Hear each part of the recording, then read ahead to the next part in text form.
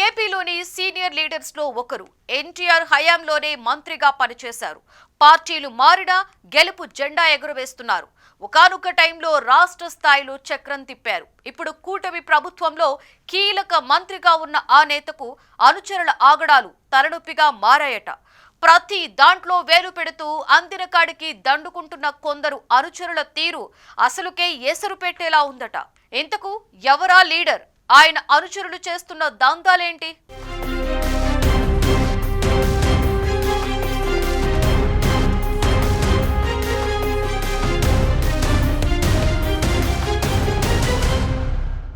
ఆనం రామనారాయణ రెడ్డి. ఉమ్మడి ఆంధ్రప్రదేశ్లో ఈ పేరు తెలియని వారు ఉండరు. ఆనం అంటే ఒక బ్రాండ్. ఒకానొక దశలో ఉమ్మడి ఆంధ్రప్రదేశ్ ముఖ్యమంత్రి అభ్యర్థి రేసులో నిలిచిన వ్యక్తి ఆనం రామనారాయణ రెడ్డి.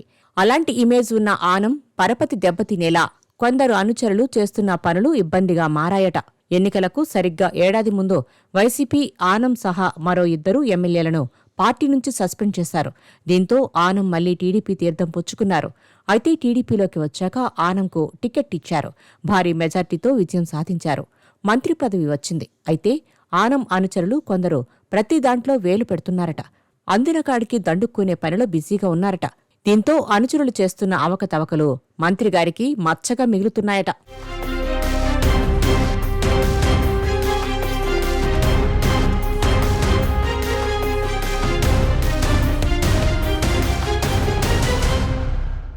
రాష్ట్ర రాజకీయాల్లో ఆ మంత్రికి క్లీన్ చిట్ ఉంది. బట్ ఇదంతా గత జ్ఞాపకాలుగా మిగిలిపోతున్నాయట.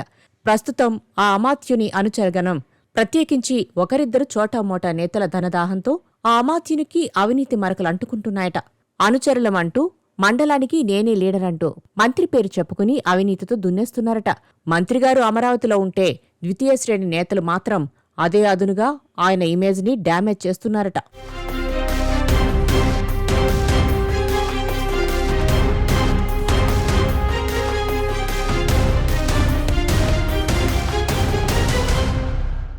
సింహపురి రాజకీయ రంగంలో దశాబ్దాలుగా వెలుగొందుతున్న కుటుంబం ఆనం కుటుంబం.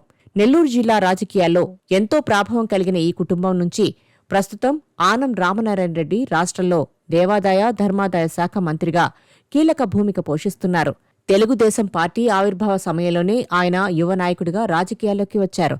ఆ తర్వాత కాంగ్రెస్ పార్టీలో చేరి వైఎస్సార్ హయాంలో మొదలై కిరణ్ కుమార్ రెడ్డి మంత్రివర్గం వరకు నిరంతరంగా కొనసాగారు. జిల్లాలో ఆయనకు ప్రత్యర్థే లేదనిపించే స్థాయిలో రాజకీయంగా ఆధిపత్యం చాటారు. అవినీతి మచ్చలేని నాయకుడిగా మంచి పేరు తెచ్చుకున్నారు.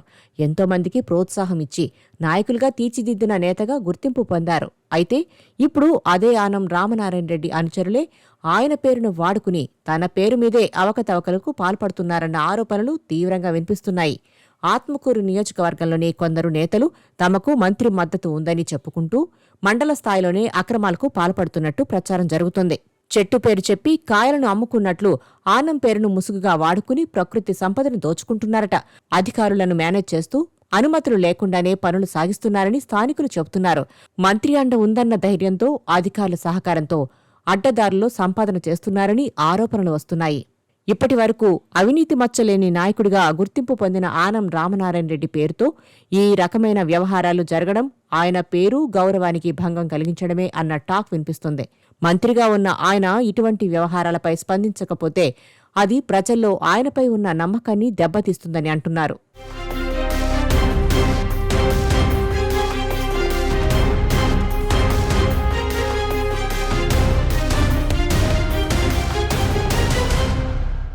మా మాటే మంత్రి మాట అని కవరింగిలిస్తూ పెద్ద ఎత్తున అవినీతికి పాల్పడుతున్నారట కొందరు నేతలు. ఆత్మకూరు నియోజకవర్గంలో ప్రవహించే పెన్నా పరివాహకం ఇప్పుడు ద్వితీయ శ్రేణి నాయకులకు కాసులు కురిపిస్తుందట. ముఖ్యంగా సంఘం చేజల్ల, అనంతసాగరం మండలాల మీదుగా ప్రవహించే పెన్నా నదిలో ఎడాపెడా ఇసుక దోపిడీకి పాల్పడుతున్నారట. అనుమతులు లేకుండానే కొన్ని మండలాల్లో రాత్రింబవళ్లు పెద్ద ఎత్తున టిప్పర్లతో ఇసుక రవాణా చేస్తూ కోట్లకు పడగలెత్తుతున్నారట. అధికార పార్టీ నేతలే కావడంతో పోలీసులే గ్రీన్ సిగ్నల్ ఇస్తున్నారని ఆరోపణలు వినిపిస్తున్నాయి.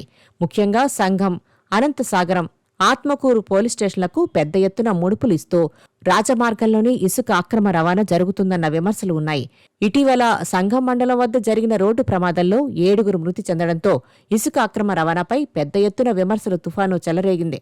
ప్రమాదానికి కారణమైన టిప్పర్ ఓనర్ వ్యవహార శైలి మంత్రికి మరింత అపవాదులు తెచ్చిపెడుతుందట.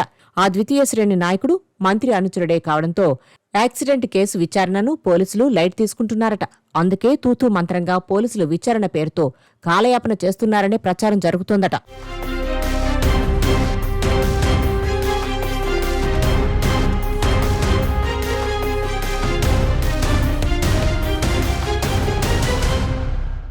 గ్రామ, మండల స్థాయిలో రెచ్చిపోతున్న రెండవ శ్రేణి నేతల వల్ల సొంత పార్టీకి, ముఖ్యంగా ఆనంకి చెడ్డ పేరు వస్తుందని అంటున్నారు.